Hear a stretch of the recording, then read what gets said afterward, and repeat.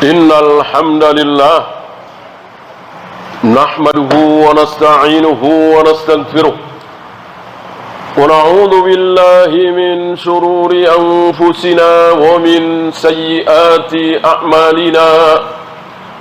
Man yahdihillahu fala mudilla lahu wa man yudlil fala hadiya lahu. Asyhadu an la ilaha illallah wahdahu la syarika lah wa asyhadu anna Muhammadan abduhu wa rasuluhu wa ba'd. Fa inna khairal kalami kalamullah wa khairal hadyi hadyu Muhammadin sallallahu alaihi wa alihi wasallam wa syarral umuri muhdatsatuha fa inna kulla muhdatsatin bid'ah wa kulla bid'atin dhalalah wa kulla dhalalatin finnar. Jamaah Jumat azzakumullah, yang haram dihalalkan, yang halal diharamkan, yang syirik dibilang tauhid, yang tauhid dibilang syirik, yang sunnah dibid'ahkan, yang bid'ah disunahkan. Iblis, ciri khas iblis seperti itu.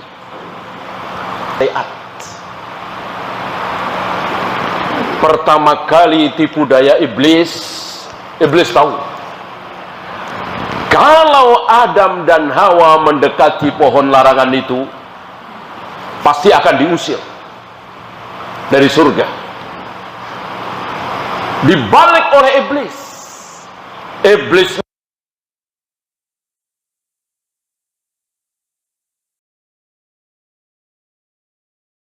kau akan kekal di surga seperti malaikat. Tertipu Adam, tertipu Hawa. Rupanya nasib Adam dan Hawa diteruskan oleh kita, anak cucunya. Berapa kali kita ditipu oleh iblis. Dibalikkan fakta itu. Antum tahu, yang hidup membutuhkan yang sudah mati, apa yang sudah mati membutuhkan doa dari yang hidup. Tentu yang sudah mati butuh doanya kita yang masih hidup. Kita doakan ayah kita, ibu kita, teman kita, tetangga kita, Allahumma ighfir lahu warhamhu wa'afihi wa'fu anhu. Ampunilah dia ya Allah, sayangilah dia ya Allah. Oleh iblis dibalik. Seolah kita yang masih hidup ini butuh dengan orang-orang soleh, para wali yang sudah mati.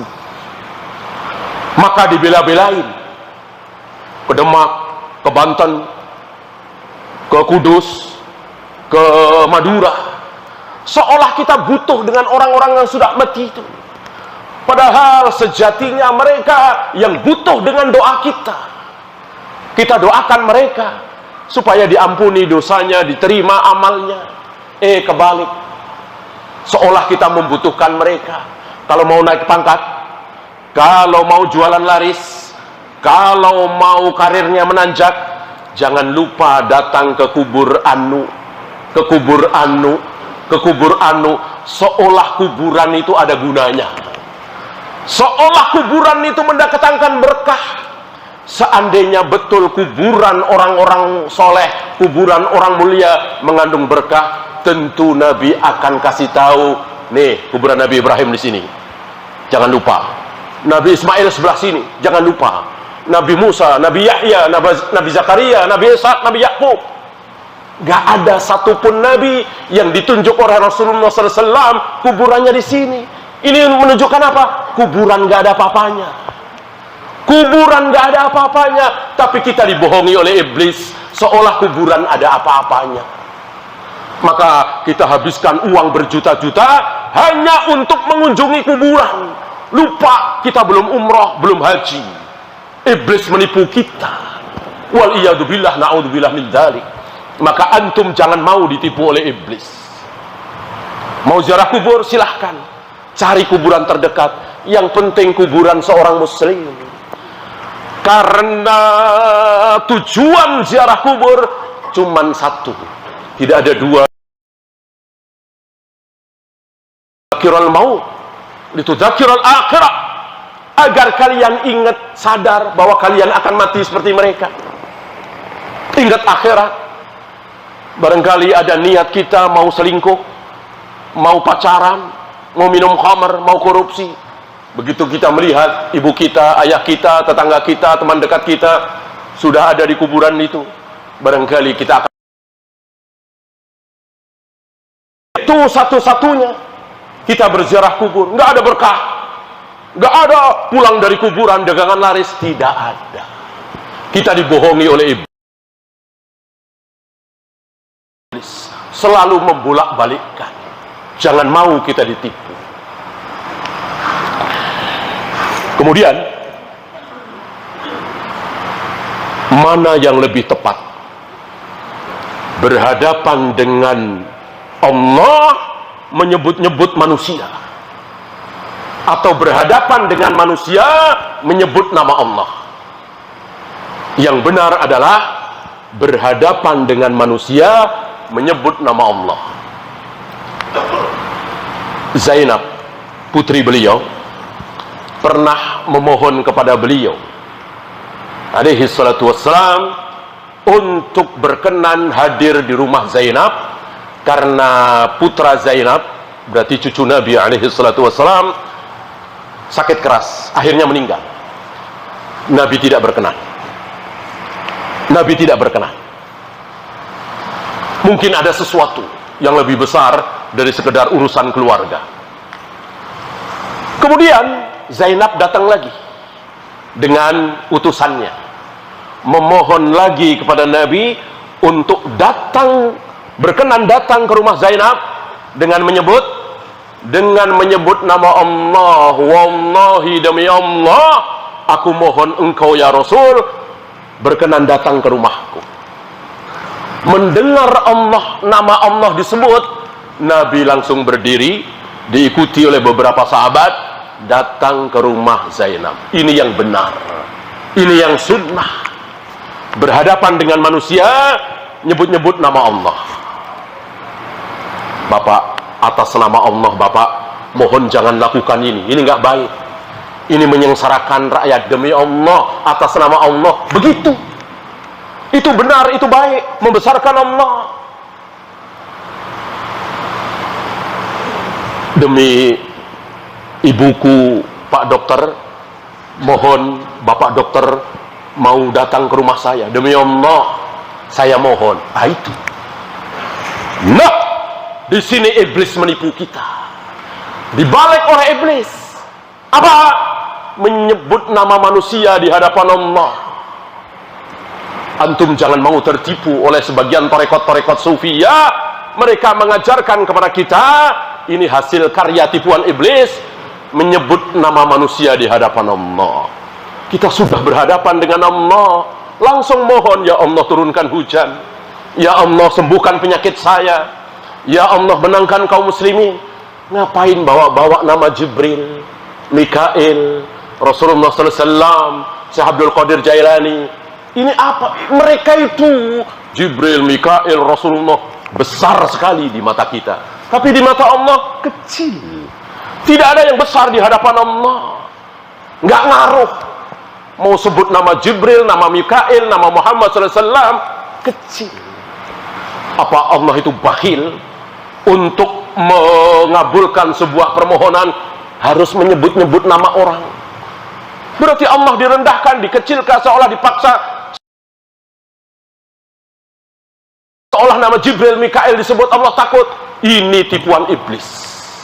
Mungkin antum pernah dengar orang yang mengatakan, Allahumma bijahi Muhammadin sallallahu alaihi wasallam agisna, agisna, dengan perantara nama Muhammad sallallahu alaihi wasallam, tolonglah kami ya Allah, turunkanlah hujan kepada kami ya Allah. Ini tipuan iblis. Jangan antum tertipu. Kalau antum sudah berhadapan dengan Allah, munajat dengan Allah, berdua dengan Allah, jangan sebut nama siapapun. Jangan sebut nama siapapun. Bahwa sebelum berdoa baca salawat itu bukan dalam rangka menyebut-nyebut, itu sebuah adab. Tidak seperti apa yang diucapkan oleh sebagian aliran sesat tadi, bijahi Muhammadin sallallahu alaihi wasallam agisna agisna. Ini sebuah kekeliruan. Aqulu qauli hadza astaghfirullah li wa lakum.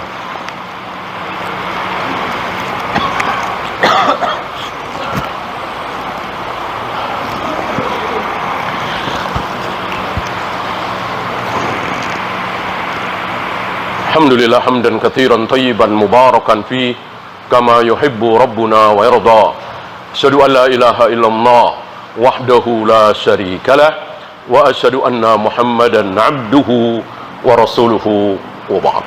Ayyuhal ikhwah, apa yang sunnah dilakukan oleh kaum muslimin pada hari raya Idul Fitri, Idul Adha, insyaallah antum semua tahu, makan enak, minuman yang lezat, pakaian yang bagus. Apa? Menampakkan kegembiraan. Itu sunnah. Itu sunnah. Maka hari itu haram berpuasa. Karena saatnya bersenang-senang. Mana mungkin bersenang-senang dengan cara berpuasa. Nah, yang sunnah ini dibalik lagi oleh iblis. Habis sholat Id ke kuburan. Ini luar biasa menjungkir balikkan syariat. Habis sholat Id mestinya bertemu dengan keluarga yang masih hidup, bersenang-senang, tertawa, jenaka. Ke kuburan. Ke kuburan tentu kita ingat ibu kita yang sudah meninggal, ayah kita yang sudah meninggal. Nggak mungkin kita tertawa terbahak-bahak, sedih tentunya. Allah sudah sediakan waktu 360 hari dalam setahun. Kenapa milih 1 Syawal? Kenapa memilih 10 Dzulhijjah? Ini tidak syak lagi perbuatan dan tipuan iblis. Ini bid'ah mungkarah. Setelah sholat Id mendatangi kuburan, dan itu dilakukan oleh saudara-saudara kita yang tertipu oleh syaitan, tertipu oleh iblis. Termasuk yang mengatakan bahwa Rasulullah merayakan hari kelahirannya. Karena Nabi pernah ditanya, ya Rasul, kenapa hari Senin engkau berpuasa? Nabi menjawab, Yaumul Isnin al-yaum ana wulidtu. Hari Senin itu hari di mana aku dilahirkan. Maka aku berpuasa.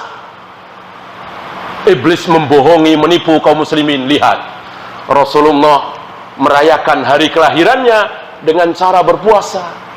Sejak kapan merayakan sebuah hari dengan cara berpuasa? Yang namanya merayakan sebuah hari dengan makan-makan, dengan minum-minum enak. Sebagaimana 1 Syawal 10 Dzulhijjah. Ini bisa-bisanya menyimpulkan sesuatu bahwa Nabi merayakan hari kelahirannya di hari Senin itu dengan cara berpuasa. Ini jauh panggang dari api. Maka jangan mau tertipu. Tidak ada peringatan sebuah hari. Yang merayakan sebuah hari, terutama hari kelahiran, siapa? Antum tahu? Yahudi dan Nasrani. Syariat ulang tahun Yahudi dan Nasrani. Imam Syafi'i tidak kenal, Imam Bukhari, Imam Malik, para sahabat, apalagi Rasulullah alaihi salatu wassalam tidak kenal dengan budaya ulang tahun. Ulang tahun adalah Yahudi dan Nasrani. Ditiru oleh kaum muslimin, ditipu oleh setan dan iblis, bahwa kalau saya lahir 1 Agustus, katanya ada apa-apanya di 1 Agustus bagi saya. Kalau antum lahir 10 Desember, maka di 10 Desember ada apa-apanya buat antum. Ini tipuan iblis. Seumur hidup Nabi belum pernah keluar dari mulut beliau, wahai para sahabat, aku lahir 12 Rabiul Awal. Tidak ada. Tidak ada. Itu sekelas beliau. Apalagi habis lewat Yahudi dan Nasrani, bahwa di hari kelahiran kita 10 Desember misalnya, ada apa-apanya, padahal nggak ada apa-apanya. Oleh karena itu kaum muslimin, para ulama berselisih. Nabi lahir 12 Rabiul Awal, apa 8 Rabiul Awal, apa 18 Rabiul Awal, bahkan ada pendapat di luar Rabiul Awal. Kenapa? Karena memang tidak ada sabda Nabi. Dan ketika beliau lahir, nggak ada yang tahu kalau beliau akan menjadi manusia termulia di muka bumi. Beda ketika beliau wafat.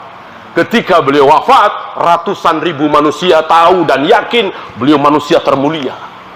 Haram surga sebelum beliau masuk surga. haram surga bagi siapapun sebelum beliau masuk surga, karena beliau manusia termulia. Maka dicatat oleh para ulama, para sahabat, para tabi'in bahwa beliau wafat tanggal 12 Rabiul Awal. Tidak ada perselisihan.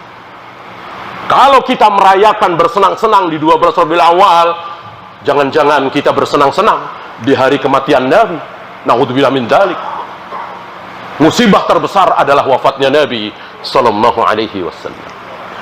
Allahumma salli ala Muhammad wa ala ali Muhammad kama sallaita ala Ibrahim wa ala ali Ibrahim innaka Hamidum Majid. Allahumma ighfiril muslimina wal muslimat wal mu'minina wal mu'minat al ahya'i minhum wal amwat. Rabbana la tuzigh qulubana ba'da idh hadaitana wa hab lana min ladunka rahmah innaka antal wahhab. Rabbana atina fid dunya hasanah wa fil akhirati wa qina adzabannar.